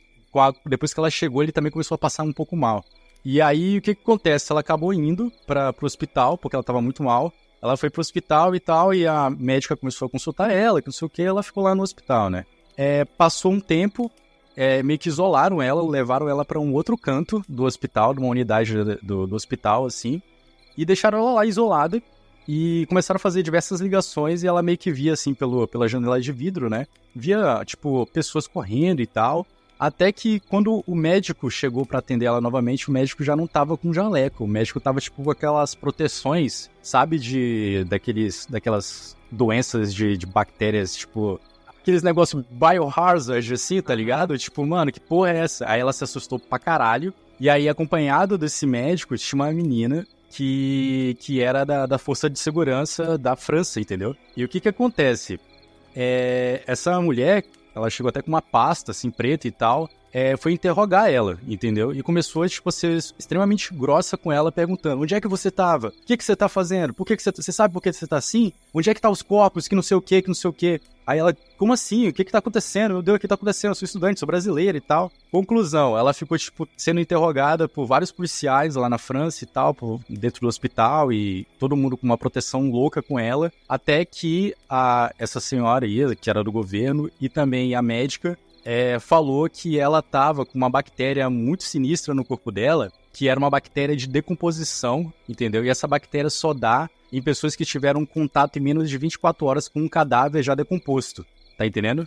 E aí ela falou: cara, como assim? E aí o que os policiais foram investigar onde é que ela estava nas últimas 24 horas, entendeu? E ela falou: pô, tava em Jacarta e tal, não sei o quê. E aí o que fizeram? Acionaram a Interpol, e aí a Interpol foi recolhendo, tipo, todas as pessoas que teve contato. Senhorio dela, né, o cara que alugou o apartamento com ela, que ela foi entregar as chaves. Pegaram a amiga dela também pra interrogar e tal, não sei o quê. E ela foi detalhando todas as pessoas que ela tinha se envolvido naquela noite, né? Algumas pessoas que estavam lá no nightclub, ela disse que estavam no nightclub e tal. E ela disse que nessa noite ela conheceu um cara, né, que era o Pavarov lá, que era um russo, entendeu? Que também, que ela beijou o cara e tal. Enfim, ela detalhou todas essas pessoas. A polícia começou então a interrogar as pessoas e ver se essas pessoas estavam com algum vírus, alguma coisa, né, ver e tal. Conclusão, foram, tipo, descartando pessoa por pessoa, né? Pô, não era o senhorio dela que teve contato com algum corpo. Não era amiga dela, não era o professor dela, não era não sei o quê. E esse cara? Quem é esse cara da balada? Entendeu? Que ela conheceu na balada, que teve contato com ela nas últimas 24 horas. Foram tentar encontrar ele, viram nas câmeras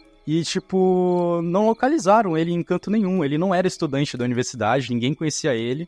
Ele só era um cara que tava lá dentro dessa festa universitária que ninguém conhecia. Até que a polícia descobriu que o nome que ele deu lá na porta era um nome fictício, que não existia. E aí a Interpol começou a investigar mais a fundo e encontraram que ele morava realmente em Jacarta e que ele tinha um apartamento.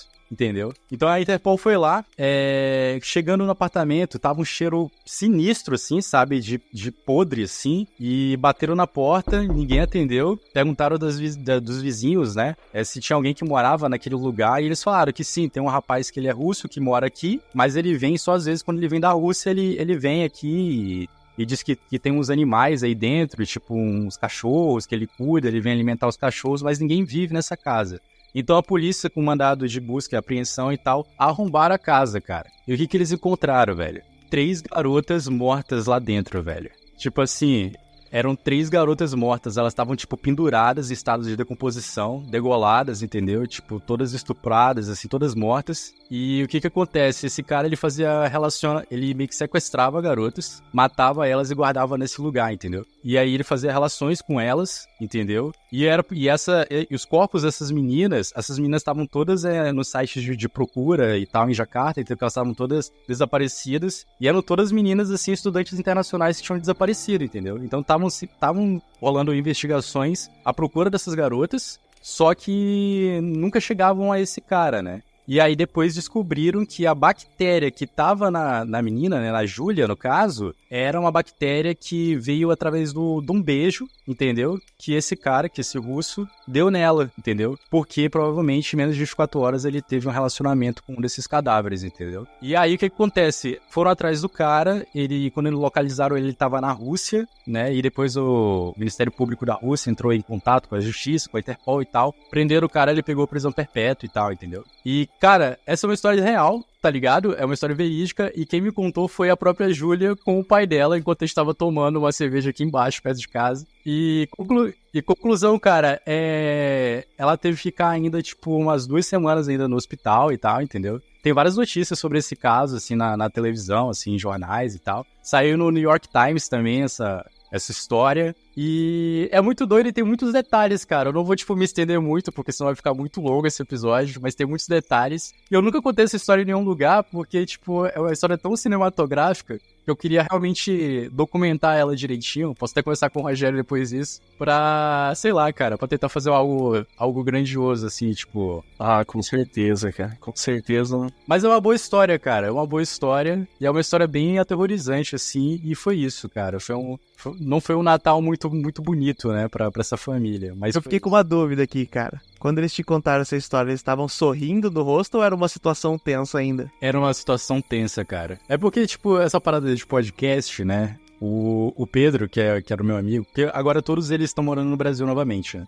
Mas o Pedro falou assim, o Carinho tem um podcast, pai, que não sei o que e tal. Ele fica falando sobre histórias de terror, sobre crime, que não sei o que e tal. E aí o pai dele falou, pô, esse pá dá pra falar a história da Júlia, né? E aí eles começaram, mano, a falar a história da Júlia. Começou num clima mó engraçado, assim, e depois o bagulho foi dando um down, assim, sabe? Que eu fiquei tipo, mano, que história é essa, cara? Cara, é uma história que, tipo, você fica pensando em vários desfechos, né? E aqui, caramba, o Carinho vai falar que esse cara tava morto. Pronto, é o Boca de Ouro. Eu conheço umas 3 histórias do Boca de Ouro. O pessoal aqui que acompanha a Hora do Pesadelo e os meninos aqui sabem que eu sou folclorista. E o catálogo, relatos, coisas relacionadas a lendas, principalmente essas lendas mais populares. E, cara, tem umas 3 histórias de Boca de Ouro, cara, que eu não sei se vocês conhecem, que é um fantasma boêmio, que é um zumbi que caminha pela noite e pede isqueiro, né, para as pessoas nas calçadas, né. E as histórias são mais ou menos assim, as mais sinistras, né? Porque tem história mais leve, mais pesada e tudo mais. E eu tenho uma história com Boca de Ouro, mas eu conto em outro, porque senão a gente vai ficar aqui a noite inteira de madrugada em Portugal. E aí tem um outro momento que eu falei, pronto, o Carinho vai falar que esse cara realmente, ele, né, que foi mais ou menos o desfecho, mas outras possibilidades de ser criminoso, né? Dá pra fazer uma história com vários multiversos, assim, né? Cara, com várias, dá pra fazer aquele... Você Decide do Globo, lembra da Globo? Vamos ligar lá pro 0800 descobrir qual que é a história. Mas legal, cara, legal. Muito louca essa história. Bem legal, cara. E, cara, com certeza em algum momento eu vou te procurar e vou falar, Carinho, tô com condição aqui. Porque, tipo assim, para aqueles que estão conhecendo agora, seja porque vieram pelo Espaço Indecifrável, pelo Fita Magnética ou até pelo Estrada Sobrenatural do Márcio, eu hoje no audiovisual eu tenho 2 frentes. Da rádio, né? Rádio Sobrenatural. E hoje eu tenho 2 frentes. Lá no Sem Tempo eu conto muita história de boteco, conto muito relato, caos e esse tipo de coisa. E aqui no Hora do Pesadelo é cinema e assim, eu tô tentando alavancar a minha carreira no audiovisual por esses 2, mas pra fazer cinema. Então, tipo, tudo que eu trabalho na aviação também, eu tenho meu fundinho ali, meu investimento pra um dia chegar lá e falar, quero fazer uma série assim, quero fazer... Eu sei que planos não se conta, mas isso é só, tipo, o tempero do plano do que eu tenho em mente de fazer, entendeu? E falando assim para motivar outras pessoas a começarem também. Porque eu tenho conversado com muitos ouvintes, depois que eu participei lá do programa da Ju lá, várias pessoas vieram conversar comigo, que tem histórias para contar desse tipo e tudo mais. E tem muita gente que tem que começar. Eu comecei pelo Sem Tempo e pela Hora do Pesadelo. Mas um dia, por exemplo, eu vou chegar no Carinho e falar: Carinho, e aí, cara, quer fazer um documentário, quer fazer uma série, quer fazer um curta? O que você quer fazer? Mas a gente vai transformar essa história em coisa bem maior, com certeza, cara. Essa história dá pra fazer muita coisa legal com ela, cara. Até um podcast narrativo, documental também no começo. Acho que dá pra fazer várias. Isso aí tinha que ser um filme dirigido pelo Fincher, tá ligado? Nessa vibe. Porra, Não, cara. devem, Mandar, né, pro... Como é que é? www.davidfincher.com. Entrar em contato com ele. Eu tenho uma história aqui, David. Pois é. Muito legal, cara. Manda um hello, David, o restante tudo em português e ele que se vira, pô. Se ele quiser, ele que entenda, né? Mas ele traduz, a história é maior que ele. Mandar um coé, ter uma história pra tu.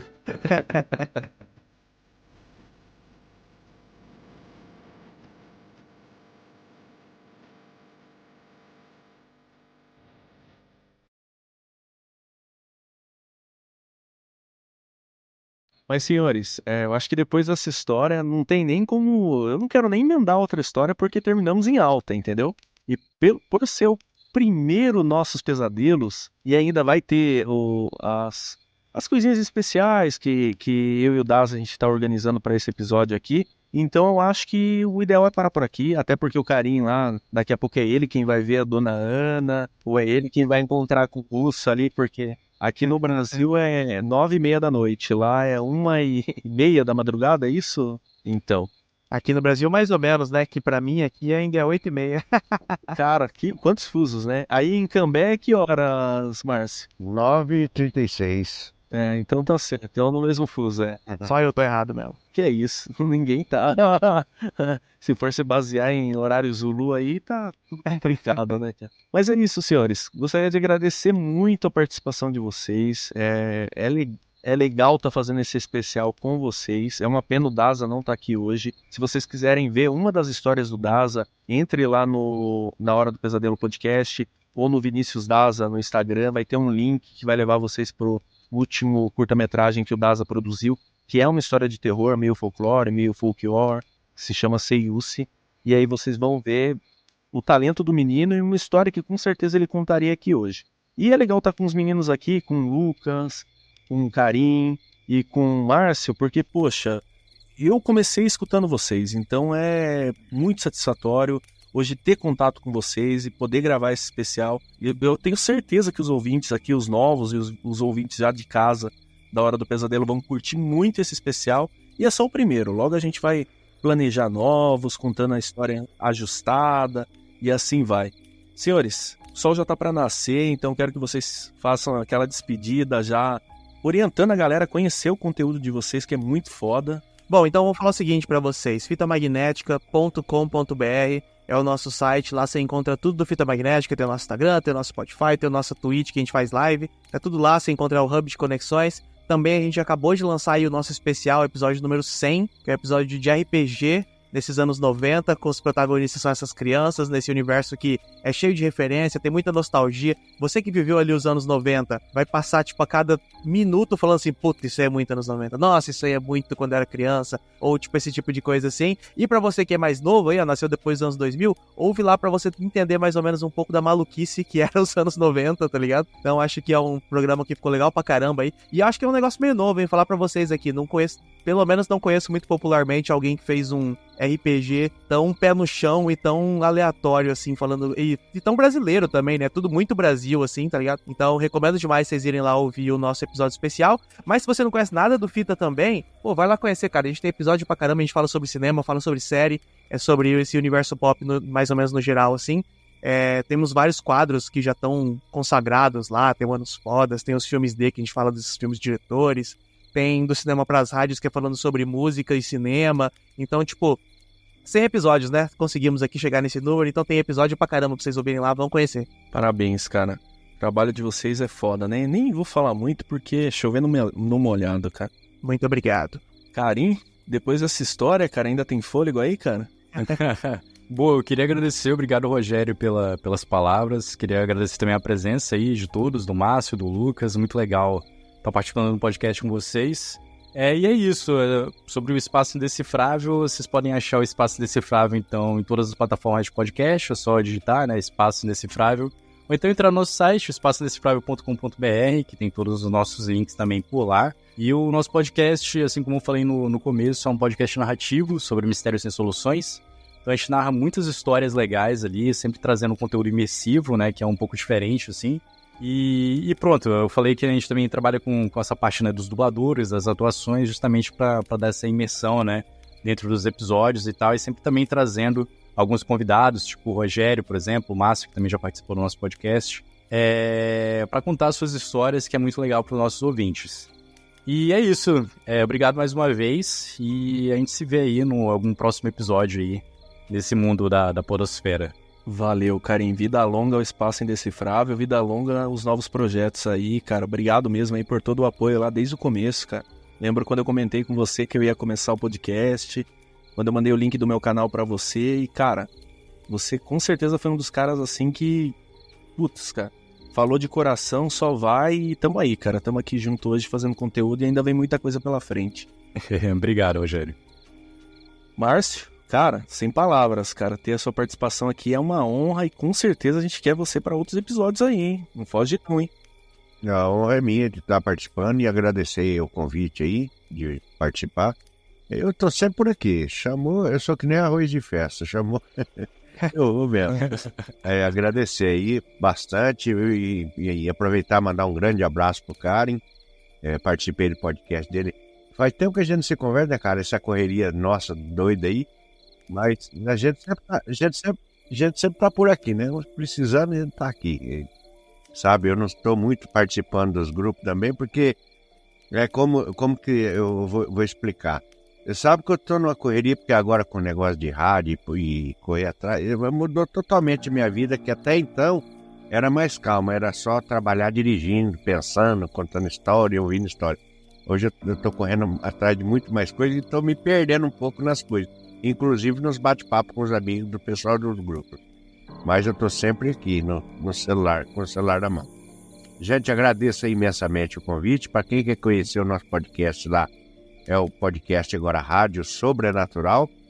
E a gente tá também lá no YouTube, em todas as plataformas. E quem quiser escutar um programa de rádio também, aí que canta modão, conta coisa da estrada, notícias da estrada, dica de frete, vaga de emprego, é o programa Voz da Estrada com Márcio Coxa, na Rádio Cidade AM 770 Cambé. Essa é uma rádio afiliada à Rede Bandeirantes de Rádio. E eu quero agradecer muito aqui ao pessoal aí pelo vários elogios que dão aí para quem faz podcast, não só o meu. E sempre tá agradecendo, né, o pessoal que perde um tempinho para dar pelo menos um clique em qualquer podcast que ouça, porque é esse comentário, esse like, esse clique que dá lá, fazendo nem que vou lá para mandar uma figurinha de joinha pro podcaster, é muito importante porque ele tá se guiando por aí, né? Se guiando pelos comentários, talvez até pelas críticas construtivas, né? Que o pessoal pode fazer. É muito importante para quem ouve o podcast, perder um tempinho, dar lá um clique e fazer um comentáriozinho, porque para quem faz podcast isso é muito importante. E agradecer aí. Gente, eu tô sempre por aqui, viu? Chamou e eu vou mesmo. Salvo assim alguma hora que eu estiver em viagem, que eu não tiver com internet disponível. Mas como isso é muito raro, pode contar comigo para o que precisar aí, viu? Márcio, com certeza eu também vou te procurar qualquer dia aí pra gente pegar uma das suas histórias aí e transformar num curtinha, numa dramaturgia bem feita, porque tem muita história boa. E eu quero muito fazer um episódio com você, Márcio, de ufologia, pra ver se você tem alguma história boa aí de OVNIs, disco voador, ET, ver o que aparece. Rapaz, das histórias que eu tenho contado, a história que mais me